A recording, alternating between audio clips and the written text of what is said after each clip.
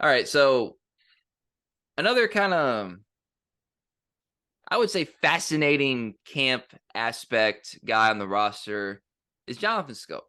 Jonathan Schoop is a guy that when we first started doing this podcast, you feel kind of nice about having Jonathan Schoop at second base and in your order. I believe he was like your number two hitter, Was. only a couple of years ago, and then last year, hitting wise, the bottom fell out, and he was still an excellent defender, but age is coming up on him. I should also say he got an extension, as well. So like he re-upped, he wanted to, the story about I want to be in Detroit and all that stuff. He's up there in age, but he also changed his body.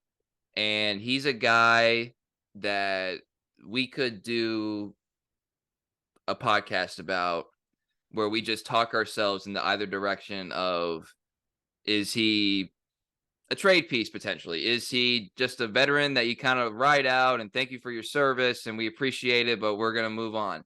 Is he a guy who can kind of come into another phase of his career and be utility, like something stronger than the word utility, but not necessarily your everyday like infielder? Is he a third baseman? So like the third base conversation is actually kind of where I want to start with this, because we'll get to Wolfie here in a little bit, but we speculated in the offseason whether, like, could you put Schoop at third base, and there was some pushback on that, and it's valid. I'm not criticizing the critiques, but it's like, well, he can't hit right now, and his best tool is his glove at that position. Then you're kind of mitigating both of them at the same time by putting him at third. And I get that.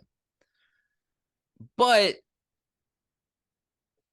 it's being talked about enough, Cody, that I have to say it's at least somewhat of a possibility, like getting some time at third. But then at the same time, it's like, what are your real other second base options? None that are really that sexy right now. So I don't know. I feel like this scope discussion, like I said, you could talk yourself into door A, door B, and door C, and you kind of feel like all of them have like a realistic option for him going forward, because it's not like he's a guy that's like a bad locker room presence. In your story, he got Akil Badu to come to his hometown and stuff. No, That's all. Scope's a popular guy. Yeah, people Yeah, love Scope. yeah. So like, if he's a good presence and he can kind of find that next lane of his career, I don't know. I don't like the Scope thing is probably the most interesting but less talked about storyline combination in Tigers camp. Yeah, I think it's interesting that there's this push just kind of right off Jonathan Scope. Like this guy's been a very productive player for many years, and it's not like he's 36, he's 31.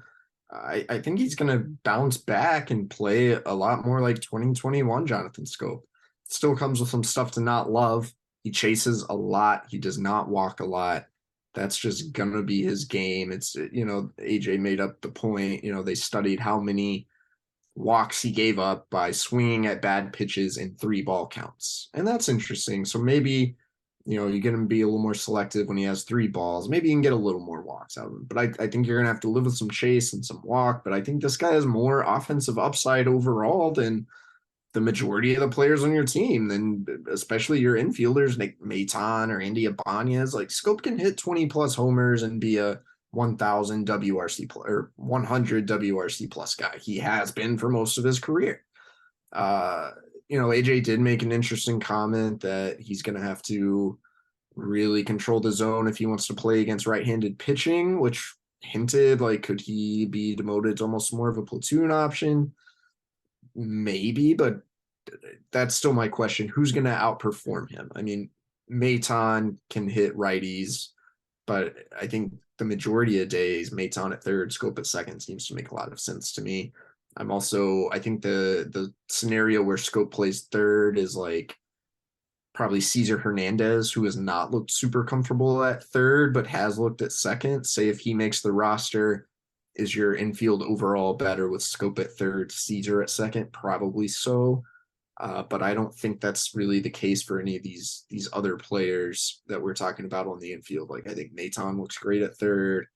I think your infield's better with Ibanez at third, Schoop in second, Kreidler at third, Schoop at second. I think the majority of scenarios scream just kind of leave Schoop at second base. He is going to have to go out and earn it and perform. And he did play in the Caribbean Series and he didn't hit well. And he has been behind on fastballs all spring. But I'm a little surprised at how ready everyone just seems to write off Jonathan Schoop.